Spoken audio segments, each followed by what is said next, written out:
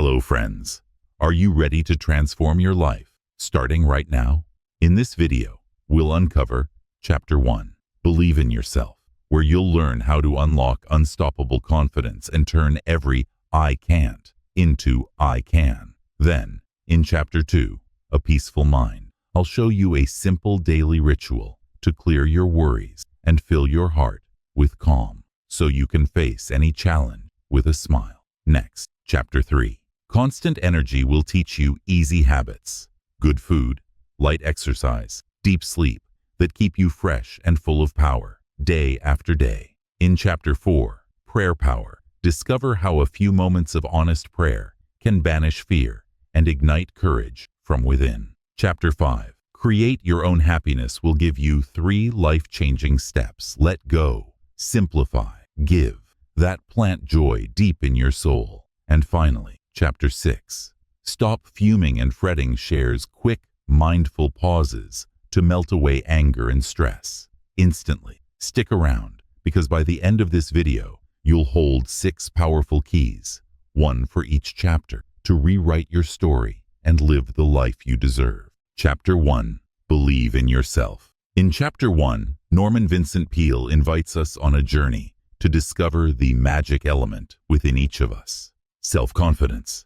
He opens by asking us, have you ever wondered why some people seem to shine, to face every challenge with a calm strength, while others feel small, stuck in the shadow of doubt? Peale tells us that the difference lies not in talent or luck, but in belief, what we tell ourselves, day after day, minute after minute. He reminds us that our thoughts are like seeds planted in fertile soil. If we water negative ideas, I can't, I'm not enough, why even try? Those weeds of worry and fear will crowd out any hope of success. But if we choose to water positive seeds, I can do this, I deserve good things, I learn and grow, then vibrant confidence will blossom, carrying us forward with energy, courage, and purpose. Peale paints a picture we can all recognize. The brother or sister who always got higher grades, whose achievements were praised at every family gathering, while our own efforts felt mediocre by comparison. He explains how those early comparisons become a soft, quiet voice inside us, whispering, you fall short, you'll never measure up. Over time, that voice grows louder, until we start to believe we are truly less capable, less worthy. And so, we hold back, we avoid risks, we shrink from opportunity, and we settle for far less than our own potential. But Peale insists, our life story is not written in stone, not carved by someone else's expectations. We hold the pen, we choose the ending. He offers 3 powerful practical steps to rewrite our inner script. First, stop negative self-talk. Catch yourself in the act of saying, I can't, and gently replace it with, I can, or I will learn. He suggests a simple mental exercise. Whenever a negative thought appears, picture it as a black cloud floating a sea, and then imagine a new bright cloud labeled with a positive statement drifting in to take its place. Do this again and again, 200 times a day if needed, until the negative patterns fade and the positive affirmations become your new habit. Second, focus on your strengths. Each morning, spend a few moments listing 3 things you did well yesterday. Maybe you stayed calm under pressure, helped a friend, or solved a small problem in a creative way. Write them down, say them aloud with pride, and feel the warmth of appreciation for yourself. By training your mind to notice and celebrate your abilities, no matter how small, you repattern your self-image from, I'm not good enough, to, look at what I can do. Peale reminds us that greatness often begins in the little victories, the habit of completing simple tasks, the willingness to try even when results are uncertain, the resilience to stand up after a setback. Third, visualize yourself as capable. In vivid detail, Peale encourages us to close our eyes and picture, as if in a movie, the goal we wish to achieve. See yourself stepping confidently onto a stage, landing that interview, or waking up energized and excited for the day. Feel the emotions, the thrill of accomplishment, the satisfaction of knowing you gave your best. The more real you make this mental rehearsal, complete with colors, sounds, and feelings, the more your subconscious mind accepts it as possible and then guides your actions toward turning it into reality. Throughout the chapter, Peale peppers in inspiring anecdotes.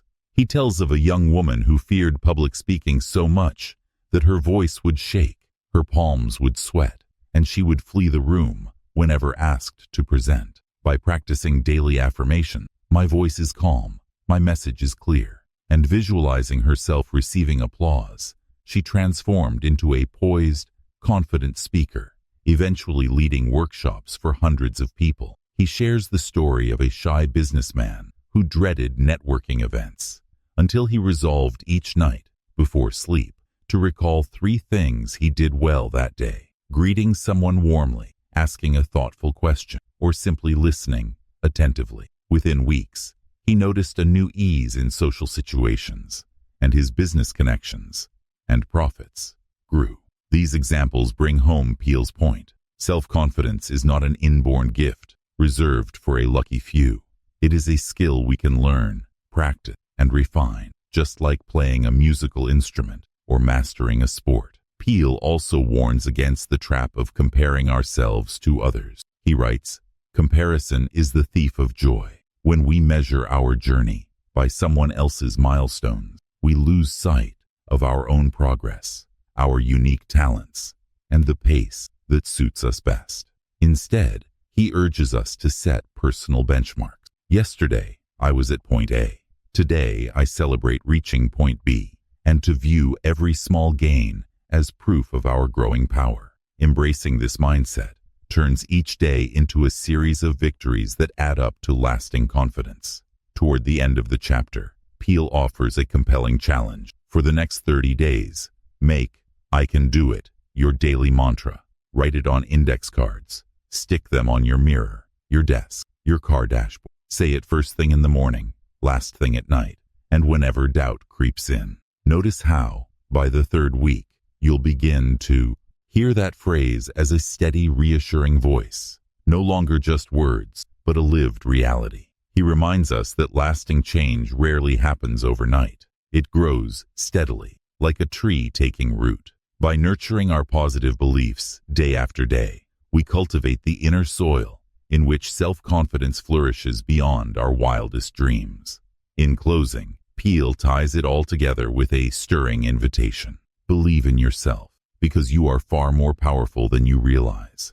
Your thoughts shape your destiny, and the simple, disciplined practice of positive self-talk, daily gratitude for your strengths, and vivid visualization can unlock the door to a life filled with purpose, joy, and success. He leaves us with these words: decide this moment to banish doubt, to embrace your worth, and to step forward with the unshakable conviction that, yes, you can do it. With that, Chapter 1 plants the first seed of transformation, self-confidence, and shows us exactly how to cultivate it, day by day, until it stands tall within us, guiding every choice, every action, and every dream we dare to chase. Chapter 2.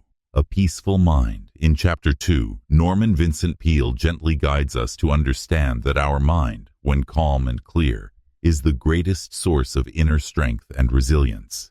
And he shows us, in simple, practical steps, how to cultivate that peace every single day. He begins by reminding us that a mind cluttered with worry, fear, doubt, and negative thoughts is like a room filled with noise. We cannot hear our own voice. We cannot think clearly, and we cannot find the path forward. To change that, Peale asks us to set aside 2 quiet moments each day, once in the morning and once in the evening, when we deliberately empty our minds. He suggests a gentle ritual. Sit comfortably, close your eyes, take slow, deep breaths, and mentally let go of every concern, every nagging fear. Picture each anxious thought as a leaf floating on a stream, drifting away from you until your mind feels open and still. He emphasizes that this practice is not about forcing thoughts away or judging ourselves for having them. Rather, it is about acknowledging those thoughts, releasing them with kindness, and creating a sacred, peaceful space within. Once the mind is empty of clutter, Peale invites us to fill that newly made space with gratitude and positive images. He explains that gratitude is not just a polite habit or a passing feeling of thanks. It is a powerful force that shifts our perspective, reshapes our reality, and awakens our inner joy. He tells us to recall each morning 3 small or large things for which we are grateful. Perhaps the comfort of a warm bed, the encouraging word of a friend, or the simple pleasure of a walk outdoors, and to hold those memories vividly in our heart. By doing so, we seed our mind with positive energy that can then flow outward into every part of our day. In the evening, he asks us to revisit the day's events and find at least 3 moments of light, however tiny. Maybe we smiled at a stranger, or we completed a task we had postponed, or we paused to breathe deeply in a moment of stress, and to thank ourselves for those moments. This practice of filling our mind with gratitude twice daily creates a steady tide of peace that washes away the residual stress of life's challenges. Peale then describes a third, deeper layer of this practice, which he calls silent therapy. He encourages us to spend 15 minutes each day, preferably at the same time, simply sitting in silence, free from phones, free from books, free from all input, and to allow our mind to rest in stillness. During this time, we are neither trying to think nor trying to achieve. We are simply witnessing our thoughts, feelings, and bodily sensations with compassionate awareness, much like observing clouds drifting across the sky. Over time, this silent witnessing teaches us that we are not our thoughts. Rather, we are the silent presence behind them. From that perspective of silent awareness, we gain the power to choose which thoughts to follow and which to let pass. To illustrate the power of a peaceful mind, Peale shares the memorable story of 2 friends having breakfast in a hotel restaurant. The first friend, Andy, arrives looking tired and worried. He explains that he stayed up all night because he watched the late-night news, which left him filled with fear and anxiety about the world's troubles. As he slept fitfully, his mind replayed every fearful headline, and he tossed and turned until dawn. The second friend, Bill, however, arrives at the same time, but looks peaceful and rested. When asked how he slept, Bill smiles and says that he too listened to the news before bed, but he followed it by a simple prayer, in which he released his worries to a higher power and asked for inner peace. By focusing on gratitude, by surrendering his fears through prayer, and by emptying his mind of worries before sleep, Bill experienced a night of deep rest. Andy's sleepless night and Bill's restful slumber serve as vivid proof. When we fill our mind with fear, we invite insomnia and distress. When we fill it with peace, gratitude, and faith, we open the door to healing sleep and renewed energy. Peale then offers detailed instructions for establishing these practices in our own lives. He advises creating gentle reminders, perhaps a small note on the bathroom mirror or a soft chime on our phone, to pause and empty the mind. During the emptying phase, he suggests using a simple mantra, such as, "Let go, let go, let go," spoken quietly or in the mind, to gently release each troubling thought. As the mind clears, he says, we can switch to a gratitude focus. Think of something or someone that brings a smile. Savor the memory and allow the feeling of thankfulness to fill our chest. To deepen the effect, Peale recommends that we visualize that gratitude as a warm, golden light that expands with each exhale, spreading through our entire being. For the silent therapy, he reminds us to choose a comfortable posture, whether sitting in a chair or on a cushion, and to let our eyes close or soften, focusing on a point 6 inches in front of us, if that feels better. He encourages us to simply observe the rhythm of our breath, or to silently repeat a peaceful word, calm, peace, or any sacred word that resonates with us as a gentle anchor. If the mind wanders, as it inevitably will, we are to bring it back without judgment, with the same kindness we would show a child who has wandered from our side. Peale assures us that over time, these 15 minutes of silence become the cornerstone of our inner sanctuary, a place we can mentally return to whenever life feels overwhelming. He also addresses common obstacles. If we feel restless or believe we have too much to think about, he reminds us that the aim of silent therapy is not to produce immediate calm or to solve problems, but to build the muscle of awareness. Just as a beginner pianist may fumble over notes, so a beginner meditator may feel fidgety. With patience and persistence, the restlessness gives way to a gentle sense of peace. Peale invites us to keep a simple journal of our experiences, perhaps noting how many minutes we sat in silence each day, and any subtle changes we notice in our mood, energy, or clarity. As we review our journal, we often discover that over weeks and months, moments of irritation give way to greater patience, sleepless nights give way to restful ones, and anxious thoughts give way to calm resolve. Throughout the chapter, Peale stresses that these practices are not a one-time cure, but a lifelong habit. Just as we brush our teeth each day to maintain physical health, so we must tend to our mental health with daily rituals of emptying, gratitude, and silence. He writes that a mind filled with peace is like a beautiful garden.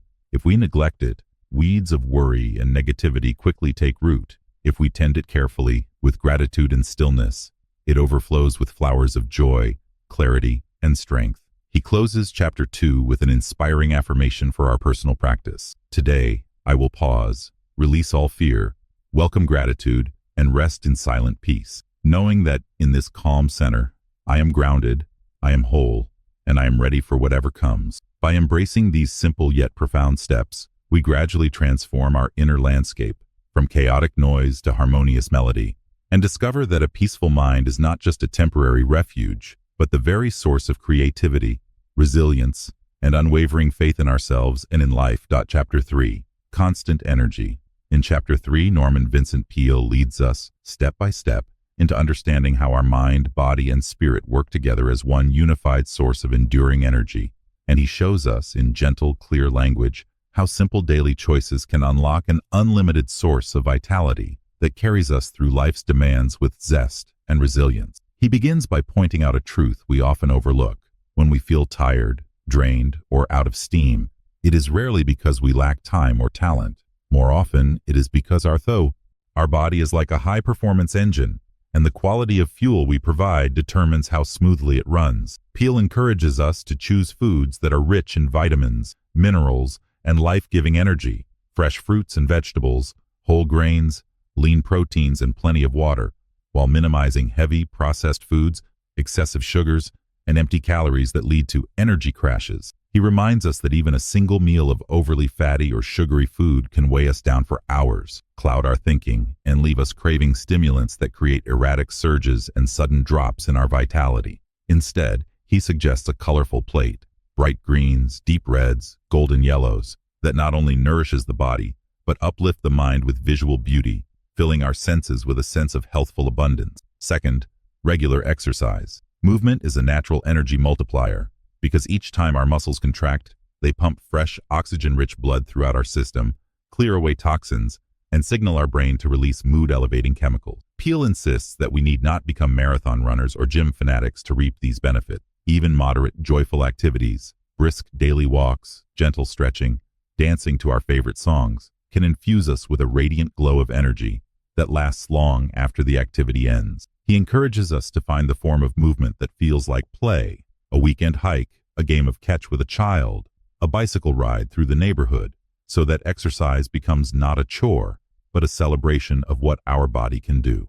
Third, adequate sleep. Too many of us treat sleep as a waste of precious waking hours, bragging about getting by on 4 hours, as though exhaustion were a badge of honor. Peale exhorts us to see sleep instead as a sacred restoration period, our body's nightly repair shop, where muscles heal, memories are consolidated, and Peale turns to emotional balance, because a rich reservoir of vitality also depends on the state of our heart and mind. He explains that emotions such as guilt, fear, anger, or unresolved regret serve as internal energy drains, like leaky faucets that release precious resources without our awareness. To illustrate, he shares the story of Sam, a successful businessman who found himself caught in a secret affair that filled him with guilt and anxiety. Night after night, his mind replayed every fearful scenario, discovery, shame, loss, until he could not sleep, and his days became a haze of exhaustion. Medications failed to give him rest, and therapy provided only temporary relief, until, in desperation, he turned to simple spiritual surrender, a heartfelt prayer in which he acknowledged his mistakes, asked for forgiveness, and resolved to make amends. Peale describes how this act of courageous honesty, combined with Peale's own affirmation exercises and healthy living plan, cleared Sam's mind of its burdens, allowed him to forgive himself, and restored his energy, so that he once again approached each morning with clarity, optimism, and the physical strength to pursue his goals. From Sam's example, Peale derives practical steps for emotional renewal.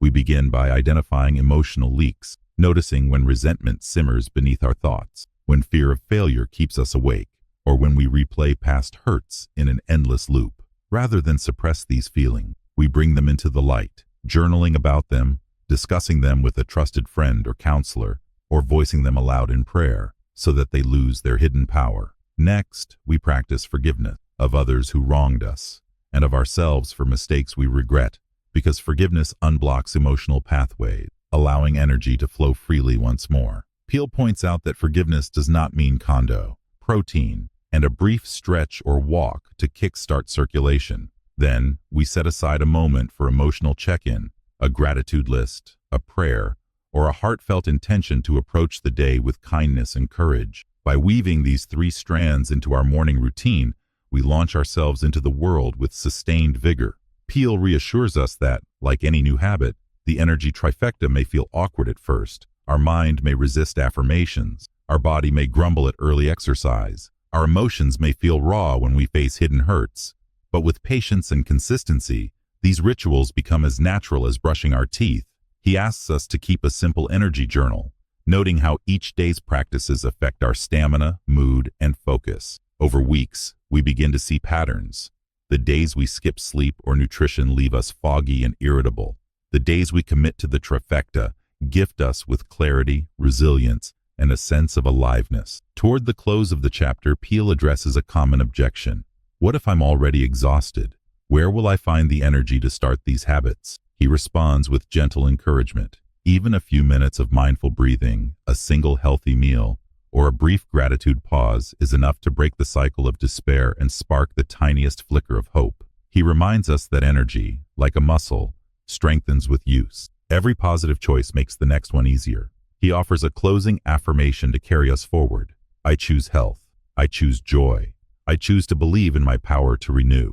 And with that, Chapter 3 leaves us empowered to transform our daily lives. By eating wisely, moving joyfully, sleeping fully, and tending our emotions with care, so that we can tap into the inexhaustible well of energy that lies within us, ready to fuel our dreams, support our loved ones, and bless the world with our brightest, most vital selves. We remind ourselves that a force greater than our individual troubles holds the world together, and that we can draw on that universal strength. Peale likens this stage to pulling a heavy plug out of a drained bathtub.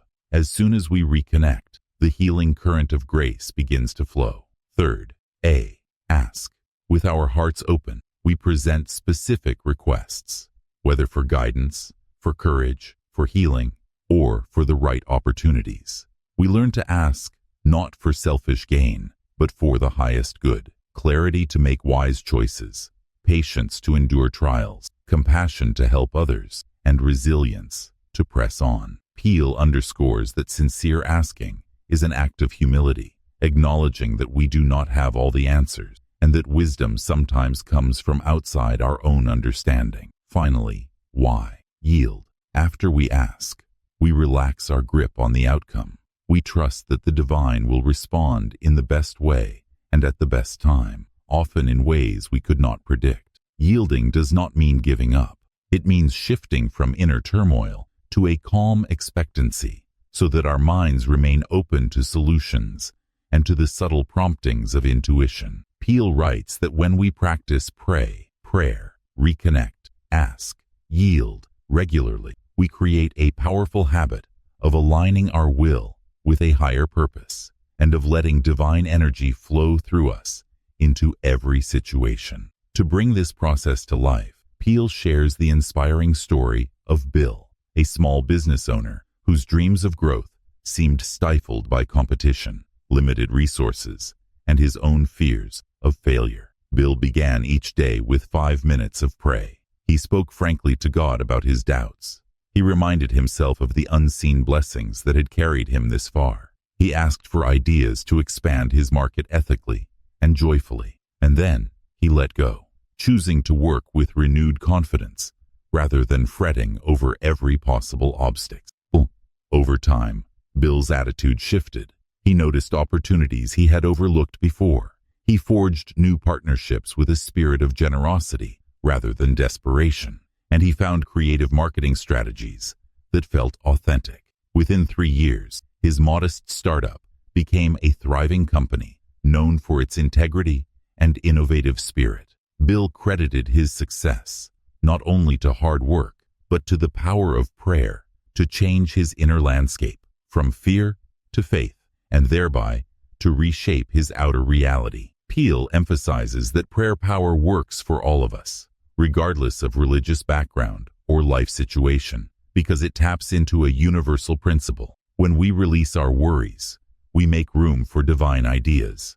When we reconnect with a source of love, we receive courage. When we ask humbly, we open ourselves to guidance. And when we yield, we align our actions with the flow of life itself. He offers practical tips for integrating prayer into daily life. Designate a quiet corner or a simple altar, free of distraction. Choose words that resonate, whether traditional prayers, your own heartfelt phrases, or even a single word like peace or trust. Set a regular time, perhaps first thing in the morning and again before sleep, so that prayer becomes as natural as breathing. And keep a prayer journal to record insights, answers, and moments of unexpected grace. Through journaling, we learn to recognize how prayer is already at work. Perhaps a new idea came at just the right moment, or a solution appeared after we had given up trying. These entries reinforce our faith and encourage us to keep praying. Peale also addresses common doubts. Some fear that prayer is just wishful thinking. Others worry that unanswered prayers mean they have failed. He counters these by explaining that the power of prayer lies less in immediate results than in the transformation of our own minds. Even if circumstances remain challenging, we gain inner calm, fresh perspectives, and the strength to persevere. Moreover, he reminds us that unanswered prayers often come back in unexpected forms. Perhaps a closed door gently nudges us toward an even better path. He encourages patience, reminding us that, like seeds, prayers need time to sprout and grow. Chapter 4 further enriches our understanding with vivid metaphors and affirmation. Peale likens prayer to tuning a radio. Our inner frequency must match the station of divine wisdom. Worry, resentment, and doubt are like static that block the signal. By clearing our minds, as in Chapter 2, setting our hearts on gratitude, and asking with sincerity, we fine-tune the dial until we receive the clear broadcast of insight, comfort, and guidance. He gives us a stirring affirmation to strengthen our practice. I open my mind and heart to divine wisdom. I trust that I am guided, protected, and sustained. He urges us to repeat it aloud, to feel its truth echo through our being. Peale closes the chapter with a heartfelt invitation. Why not try this prayer power today? Pause now. Yes, take a moment. Speak honestly to the divine. Reconnect with the source of life. Ask for what you need, and then yield. Notice how your heart softens, how your mind clears, how new ideas arise.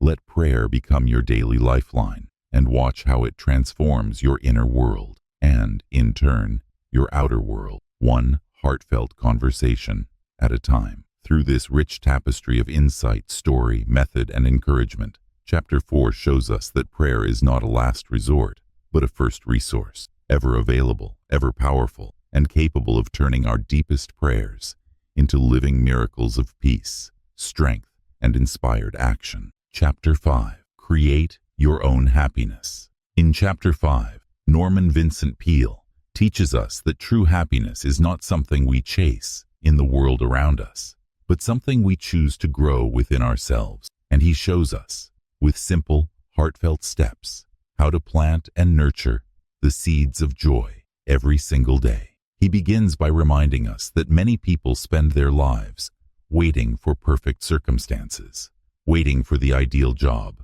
the perfect relationship, or the day when money worries disappear, before they will allow themselves to be happy. Yet, Peale argues, this is like waiting for the sun to rise before admiring the beauty of a flower. In truth, the flower's radiance is already there, just as our capacity for happiness is always within us, waiting to be recognized. He calls happiness an inner choice, a decision we make each morning before the world's distractions pull us off course. To illustrate this, he shares the story of a woman who, despite difficult family circumstances and financial strain, resolved each day to speak at least 5 positive words to herself. I am grateful, I am enough, I choose joy, and to look for one small delight in her day, whether it was the laughter of a child, the warmth of sunlight on her face, or the taste of a simple meal. Within weeks, she noticed that, even in hard moments, she carried a lightness in her heart,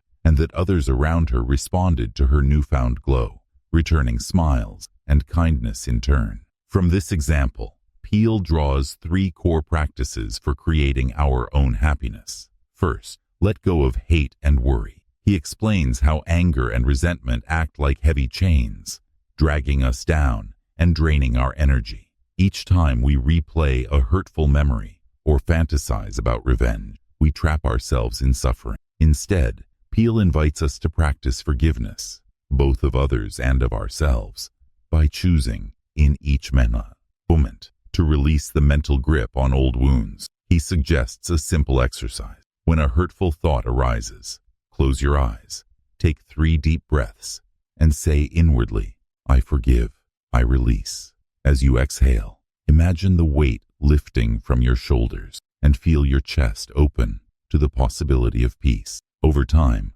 this habit of letting go clears space in the mind for joy to enter. Second, live simply. In our busy modern lives, we accumulate possessions, ambitions, and obligations that clutter not only our homes, but our hearts and minds. Peale encourages a less is more approach. Focus on what truly matters: faith, family, friends, and meaningful work, and learn to be content with enough rather than always striving for more. He tells the story of a retired couple who downsized their home, gave away most of their unused belongings, and discovered that, in freeing their space, they also freed their spirits. With fewer distractions and less maintenance, they had more time to visit grandchildren, volunteer in their community, and simply sit together on their porch at sunset, finding in those quiet moments a deep, abiding happiness that no material gain could surpass.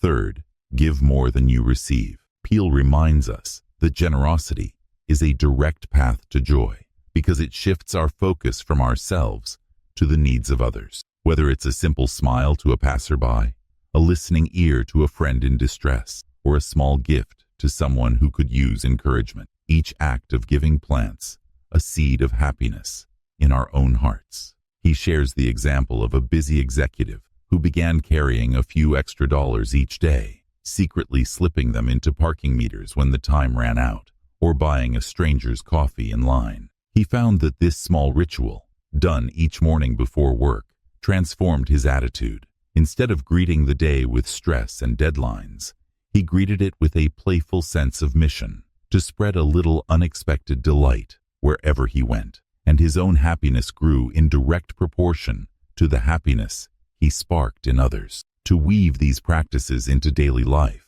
Peale offers a powerful morning ritual. Before rising, lie quietly in bed and think of one person you can forgive, one thing you can simplify today, and one small act of giving you can plan. Say a gentle affirmation: I choose forgiveness, simplicity, and generosity, and visualize how each choice will unfold. Then, as you go about your day, carry that intention in your heart, noticing each time you release a burden, clear a space, or offer kindness. In the evening, reflect on at least 3 moments when you honored your intention and feel gratitude for the happiness you created, both for yourself and for others. Throughout the chapter, Peale interweaves vivid metaphors.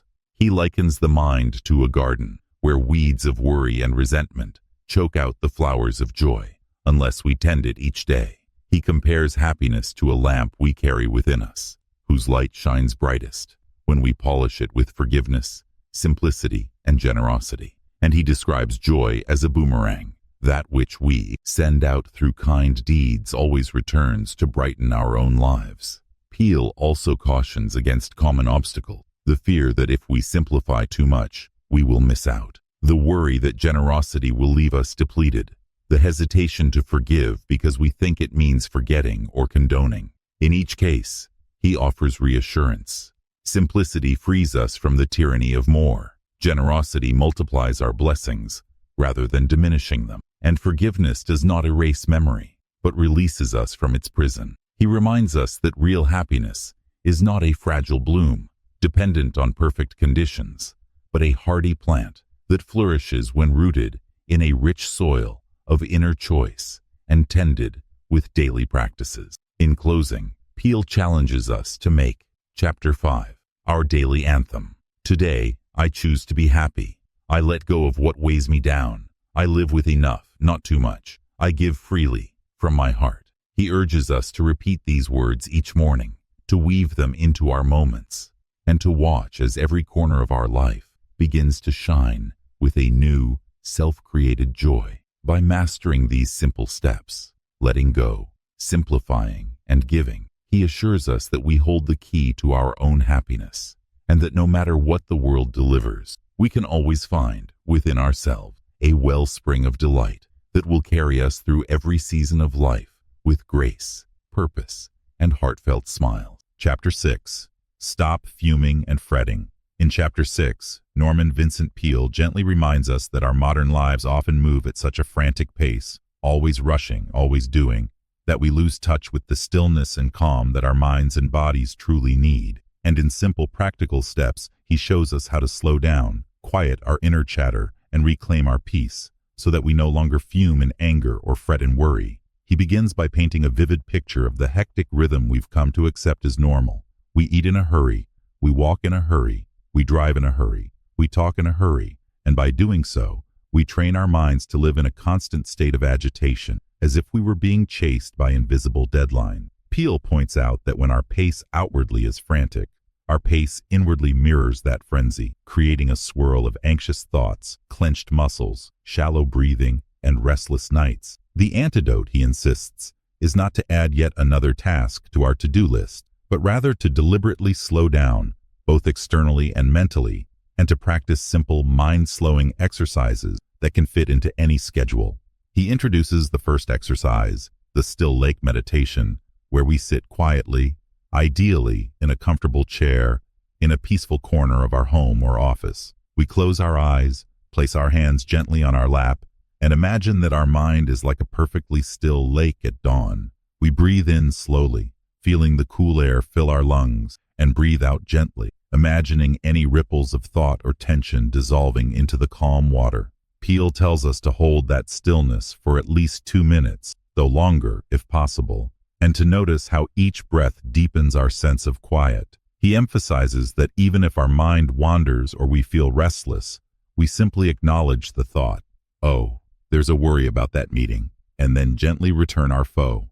To illustrate the life-changing potential of slowing down, Peale shares the memorable story of a workaholic businessman named Robert, whose relentless drive to meet targets had eroded not only his health. He suffered from insomnia, high blood pressure, and persistent back pain, but also his relationships, as he snapped at family and friends over the smallest inconveniences. His doctor, seeing the toll on Robert's body and spirit, prescribed an unusual medication. Twice a week, Robert was to take a 2-hour break from all work, drive to a quiet cemetery early in the morning when few people were around, and simply walk among the gravestones, reflecting on those who had gone before him and on life's fleeting nature. At first, Robert scoffed at the idea. What could a cemetery offer that his office or gym could not? Yet, on his first visit, he was struck by the peaceful hush that lay over the rows of stones, by the sense that life, with or without his hectic achievements, would continue. He found himself kneeling before a simple marker, saying a silent prayer for peace, and feeling his heart uncoil from months of tension. After that first visit, he noticed subtle but profound shifts. He no longer felt compelled to answer every email after hours. He slept more soundly. He approached challenges with a clearer mind rather than a clenched jaw. Over weeks of these cemetery walks, Robert rediscovered balance, and his headaches vanished. His relationships improved, and his work even benefited from his renewed focus and calm demeanor. Through Robert's story, Peale shows that slowing down is not laziness. It is clarity, it is restoration, and it is the foundation for creative problem-solving and genuine connection with others. Throughout the chapter, Peale reminds us to watch for the speed signs in our own lives. Clenched fists, shallow breathing, an inner monologue filled with must and have to, tension headaches, or sudden outbursts of anger over trivial matters. When we notice these signs, it is our cue to press the pause button. Stop what we are doing. Take 3 slow breaths. Envision that still lake, or recall our safe place, and then proceed with renewed calm. He encourages us to keep a mindful speed log, jotting down once a day whenever we felt pressured to hurry, and what small pause we took to counteract it. As we review this log each week, we often find that our moments of serenity outnumber our moments of speed, building our confidence that we can choose calm, even in busy seasons. Peale also addresses common obstacles to slowing down: the fear that, if I pause, I'll get behind, or the belief that others will judge me as lazy. He counters these by reminding us that even pilots of high-speed jets perform regular check-ins on their instruments. They do not crash because they slow down to verify. They crash because they fail to see the warning signs. Likewise, by building small pauses into our day, we prevent the real crashes: burnout, anger-driven mistakes, and broken relationships that come from ignoring our inner signal. He reassures us that true productivity and genuine success flourish not in a frenzy of motion, but in a well-paced flow of action and rest, of focused work and mindful pause. As the chapter draws to a close, Peale offers a heartfelt affirmation to carry with us. I choose to be calm. I honor my need for rest.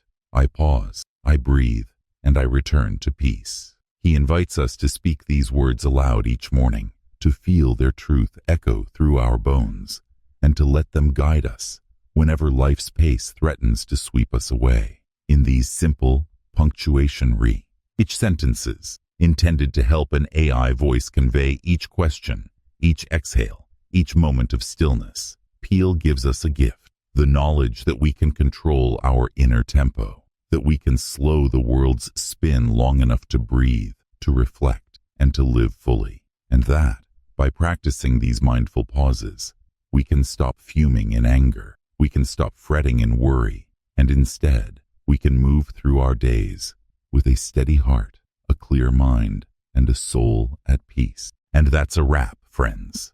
6 chapters, 6 keys, from unshakable confidence to a peaceful mind, from endless energy to the power of prayer, from self-made happiness to instant stress busters. Now it's your turn. Pick one practice today and feel the change begin. If you found this helpful, hit like, subscribe, and ring the bell so you never miss our weekly dose of inspiration. Share your favorite chapter in the comments below, and let's support each other on this journey to a truly positive life. Thanks for watching. Stay confident, stay peaceful, and keep shining.